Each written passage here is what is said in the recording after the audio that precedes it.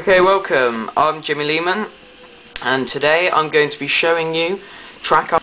Okay, well, this is an amazing piece of kit, the Goflight MCP. As I can see, if I go into detail, you can see it's all constructed to replicate the exact thing you would find in a 737 cockpit. You would find this configuration in most aircraft, but obviously there would be different colour schemes, like for a 777 or 767.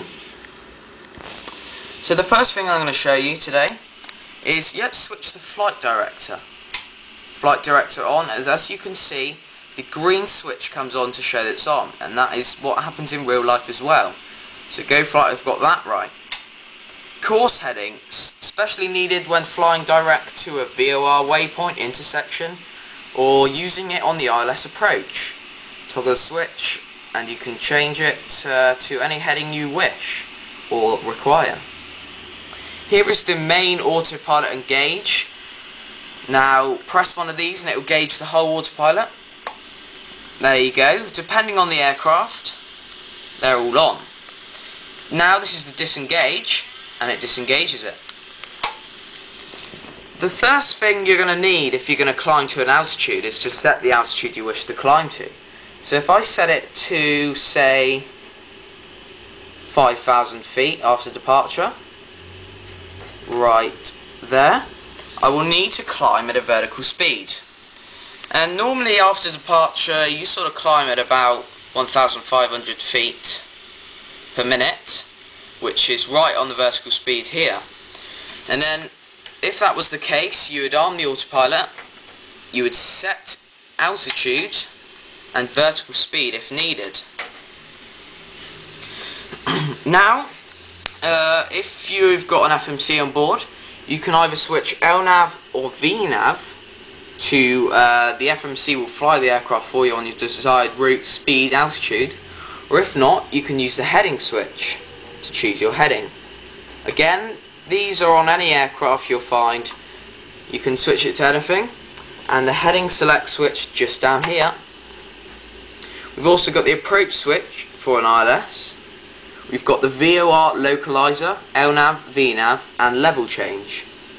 If I switch heading off now, the light goes off to show it's not on. Now, if we want to set an airspeed for our aircraft to fly at, for example, under 10,000 feet in the United Kingdom, 250 knots is maximum, depending on your airspace. So if we wanted after departure climb to 5,000 feet and keep an airspeed of 250 knots, I could select it on the airspeed, auto throttle will go on, and speed will go on. That will now hold the speed. If you're used to flying with Mach, you can select the change button and it will change it to Mach. So 250 knots is Mach 0.38. Change it back by the simple press of a button.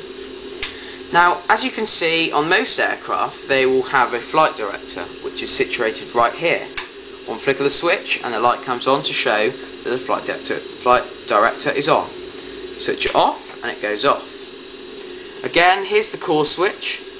As you can see, the autopilot module is designed for a dual cockpit because of the two flight director switches, each for the two artificial horizons in the cockpit, two core switches.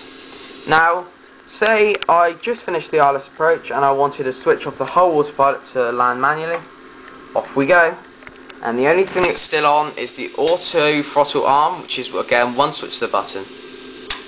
Even if the autopilot's not on, the flight director can still come on, which again is true in the real life, and switch off. So an overview of the Goflight MCP autopilot module. I would give it a 10 out of 10 by far. It's a piece of kit for any frequent flyer. You can pick them up for about 320 quid from a UK supplier, like rcsimulations.co.uk. Or if you live in the United States, you can pick them up moderately cheaper, but if you were to require shipping to the UK, you'll be paying about 50 quid for shipping, so it's just not worth it.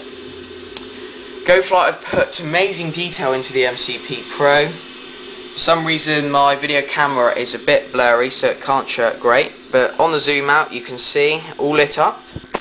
which is brilliant. So that's the MCP Pro, and I recommend it to anyone if they're really into flight sim. Thanks.